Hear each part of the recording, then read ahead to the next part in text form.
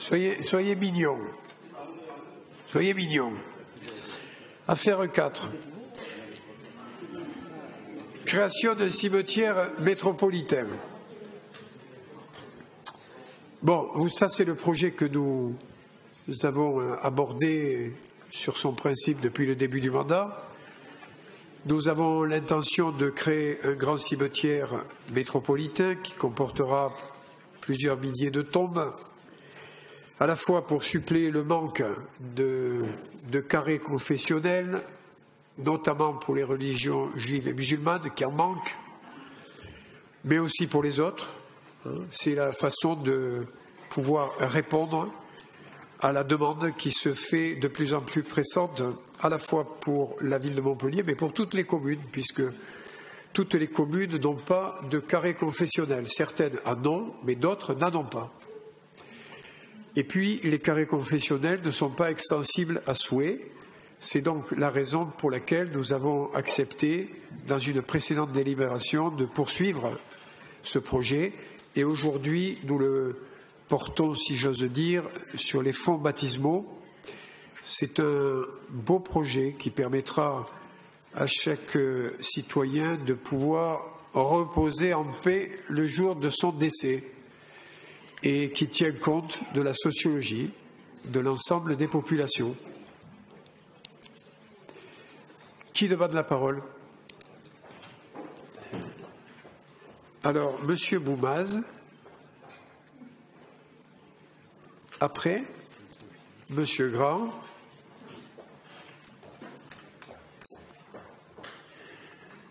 Madame Acquier. Monsieur Jaoul.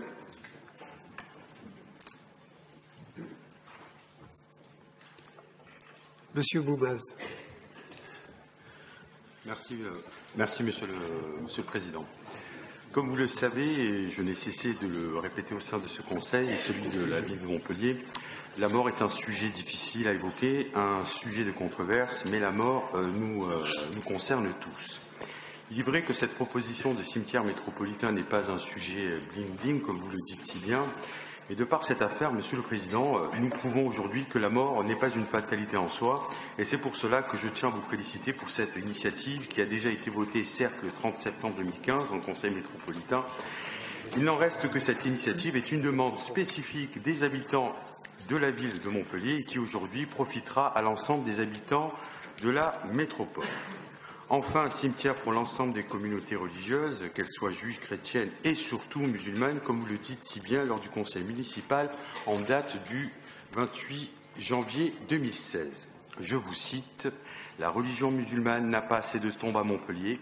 J'ai pris cet engagement, nous le tiendrons car il s'agit de la deuxième religion de la ville. » Cette décision finale, Monsieur le Président, qu'elle soit politique ou politique, décision politique dans le sens noble où l'on prend enfin en considération une demande spécifique ou repérée, comme le dit si bien votre synthèse, d'une certaine population, qui fut un temps, il faut le rappeler, oubliée alors même qu'ils sont pour une grande majorité français, ou bien une décision politique dans le sens un peu moins noble au vu des échéances électorales. Et comme le dit si bien notre sénateur Grand, le mandat est bientôt fini. Personnellement, moi, je vous répondrai, peu importe. Le dossier avance, enlever du chagrin au chagrin, cela n'a pas de prix. Pour la création de 11 000 places supplémentaires dans un espace de grande qualité paysagère à caractère méditerranéen, respectueuse de l'environnement et ancrée dans la topographie du site, je dis oui. Pour l'aménagement des carrés au fur et à mesure par tranche avec implantation d'équipements métropolitains dans le respect des différents cultes de la population métropolitaine, je dis oui. Pour l'amélioration de l'accès au cimetière, pour l'aménagement de l'entrée principale avec la création d'une nouvelle conciergerie, je dis oui. Pour l'aménagement d'une première tranche de concessions répondant aux besoins à repérer, je dis oui. Cette initiative, Monsieur le maire, que je salue à nouveau, même si nous ne sommes pas d'accord sur la forme, et je vous en ai fait part lors du conseil d'agglomération en date du 30 octobre 2014, intervention qui fait suite à la mise en place d'une délégation de services publics sur la gestion de nos morts, car pour moi, nos morts ne sont pas une marchandise, et c'est pour cela que je prône la gratuité des concessions funéraires. Quand je parle de marchandises ou bien de marchandisation de nos morts, eh bien, cette réflexion prend tout son sens aujourd'hui. Et ce, à cause de ce programme général où l'enveloppe financière prévisionnelle de cette opération est arrêtée à la somme de 37,64 millions d'euros, soit plus de 40 millions TTC, alors même que vous aviez annoncé publiquement lors de ce fameux conseil municipal du 28 janvier 2016 des chiffres de 20 millions d'euros pour 15 000 tombes qui aujourd'hui sont au-dessus en termes financiers, soit plus de 20 millions d'euros, et en dessous en termes de places, soit moins de 4 000 tombes. Vous comprendrez bien mon inquiétude, Monsieur le Président, sur ce sujet, sur les répercussions financières de nos futurs défunts, qu'ils soient maçons, comme vous aimez les citer, ou carreleurs, comme j'aime vous le rappeler. Cette inquiétude est partagée par nombre de personnes connues ou inconnues, croyants ou non, qui ont participé de près ou de loin, dans un passé proche ou lointain, au rayonnement de notre ville et de notre territoire. Pour en terminer, Monsieur le maire, je tiens aussi à saluer la circulaire du 19 février 2008. Et bizarrement, à cette époque, nous avions la droite au pouvoir. Et il faut rendre à César ce qui appartient à César, Monsieur le Président. C'est grâce à la droite que nous pouvons aujourd'hui délibérer sur cette question, notamment sur l'existence d'espaces regroupant les défunts de même confession, en prenant soin de respecter le principe de neutralité des parties communes du cimetière, ainsi que le principe de liberté de croyance individuelle, et ce, conformément à la loi du 14 novembre 1881. Voilà, Monsieur le Président, il me semble que j'ai fait le tour de la question. Je voterai pour cette affaire. Par contre, j'ai une question à vous poser, et c'est en rapport avec vos déclarations qui est liée aussi à cette affaire. Je me demande, plus une question, c'est une inquiétude, je me demande sur quelles données et plutôt sur quel support vous vous basez pour dire que l'islam est la deuxième religion à Montpellier. Est-ce que vous pouvez nous répondre ce soir, Monsieur le Président, nous expliquer ce chiffre, alors même qu'il existe à ce sujet une jurisprudence que j'appellerai la jurisprudence Ménard. Pourriez-vous nous répondre, Monsieur le Président, ce soir? Merci. Monsieur Grand.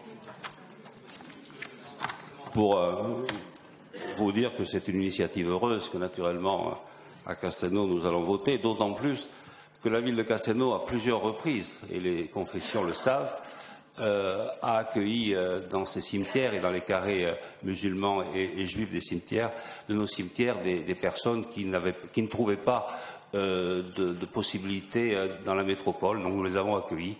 Un cimetière, ce cimetière est donc le bienvenu et réglera tous les problèmes. Merci. Merci, Monsieur Grand. Madame Acquier. Merci, Monsieur le Président. Simplement pour vous remercier de vous et l'ensemble des maires d'avoir porté sur les fonds baptismaux ce projet qui effectivement répond à un problème pour la ville de Montpellier, mais pour un grand nombre de communes, puisqu'on a pu voir que sur les 31 communes, plus de 22 communes ont vraiment un problème de place. Ça règle effectivement le problème des carrés confessionnels, et au-delà, ça correspond aussi à une demande un peu nouvelle que nos concitoyens, auxquels nos concitoyens nous demandent de faire face, qui est une gestion un peu différente de la mémoire. Et en particulier, les personnes qui font le choix de l'incinération veulent aujourd'hui veulent pouvoir ne pas être dispersés dans un jardin du souvenir ou en pleine nature, parce qu'ils veulent, les familles en tout cas, veulent pouvoir se recueillir. Et dans ce cimetière qui a été présenté il y a une semaine en conférence de presse, il va être proposé un certain nombre de sépultures différentes, notamment ce qu'on appelle des cavernes, et qui permet aux familles qui ont fait le choix de l'incinération de se recueillir, puisque ce sont des mini-tombes adaptées à la fois en termes de tarifs et en termes de taille. Et ce qui me permet de répondre à M. Boumaz, qui parle de 11 000 places, c'est effectivement 11 000 places en caveau, mais qui pourront être augmentées jusqu'à 15 ou 20 000 places si on tient compte des columbariums et de ces différentes modes de sépulture alternatifs. Et donc ça, c'est pour répondre sur le nombre de places, qui correspond bien à ce que vous avez annoncé dans la presse.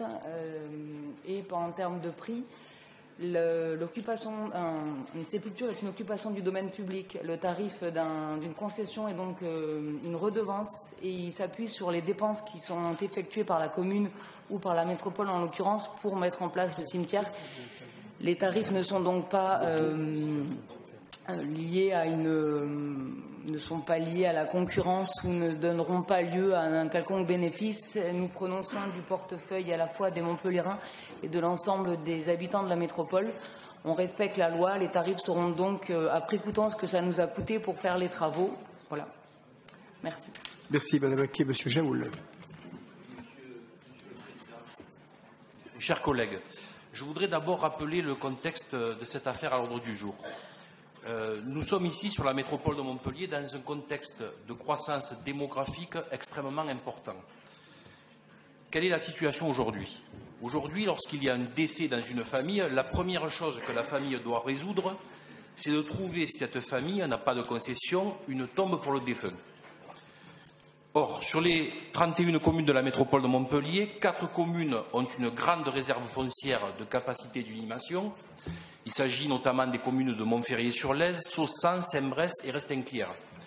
5 communes de la métropole ont une capacité moyenne de réserve foncière. Ce sont les communes de Clapier, Jacou, Grabel, Latte et Saint-Jean-de-Védas.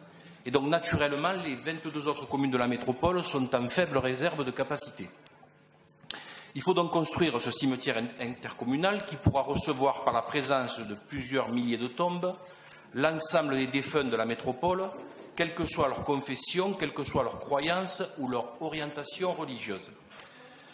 Les services de la métropole ont en début d'année adressé un questionnaire aux 31 maires afin de définir les besoins des communes. Après une étude et une analyse des retours et des demandes des communes, nous avons donc relevé que la création de ces cimetières métropolitains permettra d'offrir les meilleures conditions d'obsèques de toute la population dans le respect de la laïcité. Il s'agit donc d'une réponse adaptée à un besoin fort exprimé sur l'ensemble du territoire de la métropole. Nous nous attaquons donc à un problème qui est ancien et qui est récurrent dans les communes. La place dans les cimetières a toujours fait l'objet de discussions très intenses, très soutenues, très conflictuelles parfois pour l'implantation des cimetières. C'est un dossier donc qui mérite d'être traité avec beaucoup de soin et de minutie. Il n'y a pas beaucoup de métropoles qui se lancent dans ce type de projet. C'est un travail intéressant. Nous nous y attelons avec les services de la métropole et de la ville de Montpellier et je voudrais en profiter pour saluer les services et notre collègue Lorraine Aquet avec qui nous planchons sur le projet. Je terminerai mon propos, Monsieur le Président, par un peu d'histoire, si vous le permettez, puisque j'ai retenu des choses intéressantes dans vos propos lors de notre dernière conférence de presse, des choses qui n'ont pas été relatées ce soir et que je vais peut-être rapporter. Des premiers cimetières de Montpellier qui se trouvaient au-delà de la porte des Carmes jusqu'au cimetière Saint-Lazare, l'ancien et le nouveau, en passant par le cimetière Saint-Étienne de Gramont et le cimetière protestant historique situé entre le boulevard de Strasbourg et la route de Palavas, dans lequel est inhumé Frédéric Basile notamment, Jules Pagési, ancien maire de Montpellier, et des personnages glorieux de la ville. Même chose chez les catholiques à Saint-Lazare où un aéropage de célébrités repose. Je pense notamment à l'inventeur de la bicyclette, Louis Mazas, à la reine Hélène d'Italie, au journaliste Aristide Olivier, tué lors d'un duel au sabre d'infanterie. Je citerai également Paul Coste-Fleuret, ancien maire de l'Odève, ancien député de l'Hérault, plusieurs fois ministre, décédé à Montpellier et inhumé au cimetière Saint-Lazare en 1979. Et puis je terminerai la série des célébrités par Jules Gabriel, directeur du journal du Petit Méridional, fondé en 1881. Sa tombe est une belle composition sur socle qui représente un monument à la gloire des symboles maçonniques. Juste en entrant dans le cimetière, monument sous forme d'équerre qui représente d'un côté le fil à plomb et de l'autre la grenade, symbole de la semence à venir, mes chers collègues. Bref, c'est un sujet extrêmement délicat mais passionnant que celui de travailler sur la construction d'un cimetière à l'échelle métropolitaine, parce qu'il se rapporte à une grande histoire de la ville de Montpellier et il se rapporte surtout à la sociologie actuelle des communes de la métropole dont les maires ont la charge. Merci. Merci, Monsieur Jaoul.